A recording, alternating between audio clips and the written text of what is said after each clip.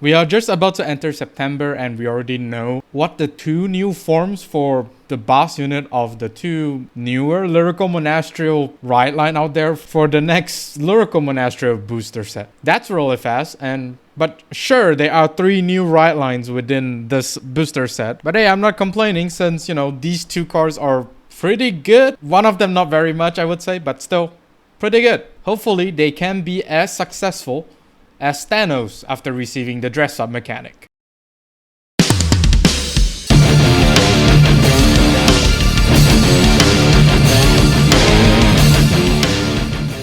This video is sponsored by Phoenix Pharos Cards. If you need supplies of singles or splits for Cardfight Vanguard, especially the ones in the video, do check out Phoenix Pharos Cards today, and as a bonus, use the promo code MetaNerd to get an amazing 5% discount. And with that being said, let's get on with the video. Greetings YouTube, welcome back to the MetaNerd channel. I am Marcus, bringing you another video for Cardfight Vanguard Willdress. In this video, we will be going through the card that was revealed for both Fortia as well as Herminia, the 2 newer boss unit that was revealed for, I think, the second booster of Lyrical Monasterio. These 2 right line are pretty much more or less the same, but Herminia do get a glow up. It's really disgusting as to how Herminia changes from the OG form to this form. She's really disgusting. But of course, Fortia still is shiny. Stop the cap. But she is largely still the same as compared to the OG form. Let's take a look. Full Moon Magic Fortia. Dress up Mimi Fortia. Friend, continuous Vanguard Circle and Rigor Circle. If you have another unit in the same column as this unit, that unit and this unit becomes friends. And if you have a 3 or more other friends, this unit gets drive +1. Second seal auto Vanguard Circle once per turn. If you personal road this turn, this cost may be paid with Counterblast 1 and discard a card from your hand. At the end of the battle, this unit attack, if you have 5 or more other friends, cost discard a card with Fortia in its card name from hand, stand this unit and it gets drive -2 until the end of turn. This is basically the overlord for Lyrical Monasterio. You just basically restand. That's basically all it does. But then again, as compared to the OG form, this unit gets a triple drive on the first swing, which is pretty good. It's not like Overlord is getting the triple drive. However, the difference between this card and the OG form is that this card does not really gain power upon restand. However, the really trade-off here is just this card really does not cost 1 Counterblast. Of course, if you do personal right, you can choose to pay 1 Counterblast and discard a card, but it basically gives like a flexibility in terms of how your resources look like. If you don't have a lot of Counterblast, you might as well just go for the original cost of this skill, which is to discard another Fortia to restand. Or if you do not have any Fortia and you do personal right, you can just Counterblast 1 and discard any card from your hand to restand. So it does have a flexibility in terms of the restanding skill, unlike the OG form where I think it's just the Counterblast 1 and discard a card. Pretty neat, but not really that much of a change, I would say. The biggest change is of course the triple drive, but still, other than the triple drive, she does not really bring anything new to the table. Even though I did say that you require less friends to be on the board, but after reading this skill again, you still need a full board of friends in order to even restand, which is not that great. I mean, the OG form also requires you to have 5 or more friends. A little bit underwhelming, I would say. Since this right line do really depend on you having a full board in order to activate skill, this right line I think still dies to a board control decks, for example with all the Gandiva out there, so which is quite saddening that they decided to give Mimish a buff, but then again they didn't really address the core issue, which is the 5 or more friends. You are committing quite a bit of hand size, but you don't really gain a lot out of it, which is not that great. However, the triple drive is not bad. It's just that she is a little bit lacking in terms of the skills. Even with the other 2 support card that is supporting this card, she's not really doing a whole lot as compared to the OG form. Feel free to comment how wrong I am about this card. I'm sure that there are a lot of diehard Fortia fans out there. I apologize if I offended you, but still, it is what it is. Next up, we have Crystallization of Special Feelings Berriane. Friends, continuous Rigor Circle. If you have another unit in the same column as this unit, that unit and this unit becomes friends. Second skill, continuous front row Rigor Circle. During your turn, if you have 3 or more other friends, all of your Vanguard with Fortia in their card name gets 5k power. And if your opponent's Vanguard is grade 3 or greater, this unit gets 10k power. So powers up Fortia for a double Vanguard swing is definitely going to be nice. And she does powers up herself, which is just bonus. since she is basically locked to the front row rearguard circle, it means that you will need to have 2 auto rearguard behind this unit as well as the Vanguard to even get the power bonus, which means that you will need at least 3 rearguards to activate this unit's skill. She's a pretty straightforward unit. There's really nothing much to talk about. At most, if you have both of these units in the front row, you will have a 10k power to the Vanguard as well as 20k attack in your front row, provided you have a full board of rearguards. But once again, a full board rearguards against a board control meta isn't really looking too good for Fortia. But nonetheless, Fortia powers looks to be very disgusting. Well, maybe not really that disgusting, but still it is quite disgusting.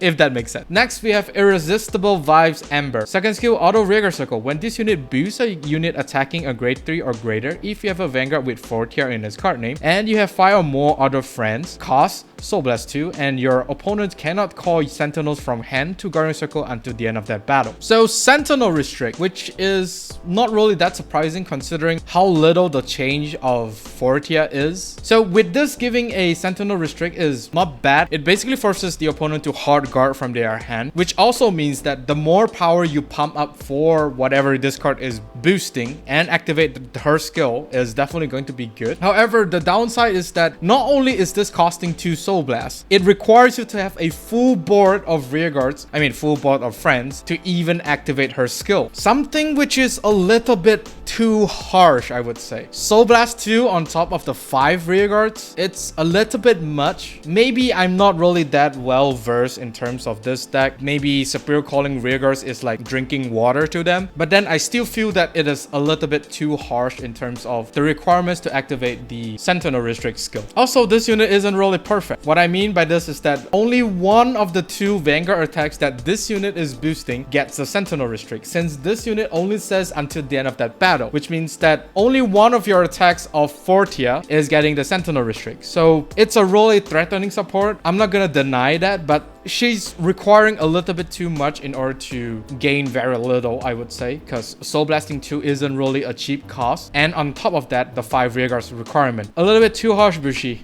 A little bit too harsh. Next up, we have Herminia, the other boss unit that received a dress up mechanic. Dress up Coming Beauty Herminia. Continuous Vanguard Circle. During your battle phase, if your damage zone has 3 or more face down cards, the cost of all the auto abilities of your front row unit with the powerful ability is reduced by 1 Counter Blast. Second skill, Powerful Auto Vanguard Circle. If you personal road this turn, this cost may be paid with Counter Blast 1. At the end of the battle, this unit attack, if your soul has no card, cost discard a card with Herminia in its card name from hand and stand all of your front row rearguards with the powerful ability. Yeah, this card I think is the winner of the whole dress up mechanic.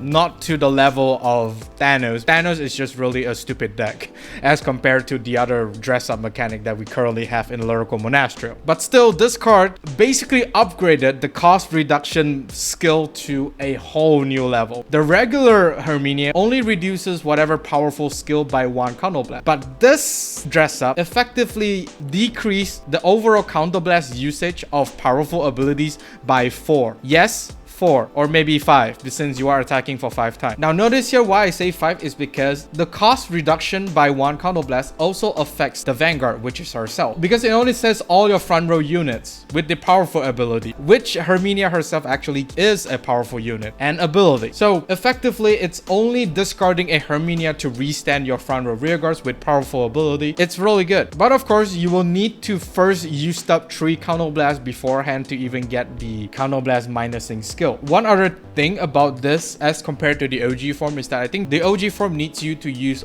all of your counter blast as well as soul in order to get the restand, but this dress up only needs you to have no soul in order to even restand. So I think that's a really good design choice. Otherwise you will run out of resources and your attacking turns will get weaker and weaker as turn goes by. So the rearguards that I think is going to be really good in order to take advantage of the cost reduction are these 3 units. All these 3 units cost 1 counter blast to either gain power or gain an extra skill. Of course, the grade 2 on the far left here does cost 2 counter blasts, which in turn only costs 1 counter blast because of Herminia's cost reduction skill. So it's going to take a little bit of testing as well as experimenting on how you should actually use your counter blast, because it's a little bit weird in terms of which cost to pay first, because Herminia do have counter charge, but it's basically at the end of the battle to get the counter charge. Why this is important is that if you counter charge and your damage zone has 2 or less closed counterblasts, the grade 2 still costs 2 counterblasts. It's a little bit confusing, I know, but bear with me here because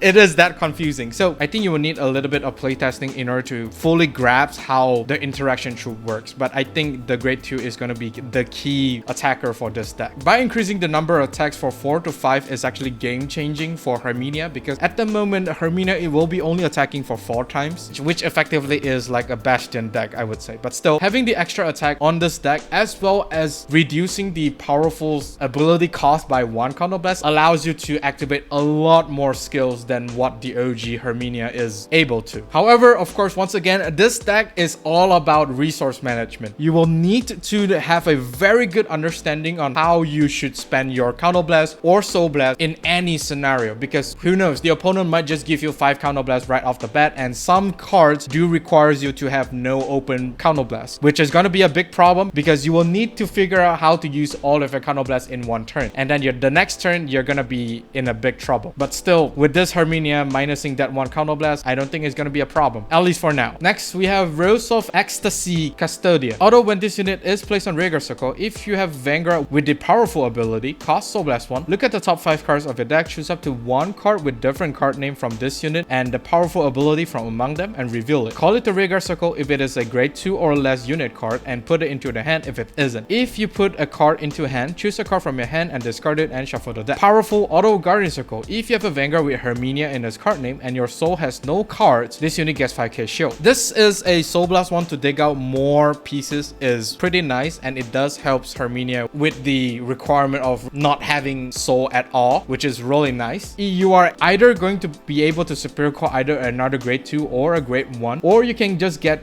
personal right to the hand, be it the OG Herminia or the dress up Herminia. Both are really solid choices because not only are you able to personal right, it also technically guarantees the discard cost for Herminia restanding skill. This card being a 10k shield is also a really nice bonus because she does not really have a lot of, because you can't really reuse her skill since her skill is on place. So she's either going to be intercept away or just throw down as a 10k shield, which is very, very nice. A very key card for Herminia, I would say. Next, we have Pumpkin Breeze Libitta. Auto Rigor Circle. At the end of your turn, if you have 5 or more units with the powerful ability, you may return all of your Rigors in the same column as this unit to hand. Second skill, Powerful Auto Guardian Circle. If you have a Vanguard with Herminia in its card name and your soul has no cards, this unit gets 5k shield. So this card helps with conserving the Rigors to, you know, prevent board control, Gandiva once again. But of course, it does require you to have 5 or more powerful units on the board, which does include the Vanguard and this card here. So you technically only need another 3 powerful units, which is 4 Rigors in total to basically get back to the hand. What this means is that you are able to recycle Custodia and to just reuse her the next turn if you have the soul, that is. Once again, similar to Custodia, this card does gain a 10k shield, which is just really, really nice. And since she's going back to the hand with her own skill, she's just really spammable.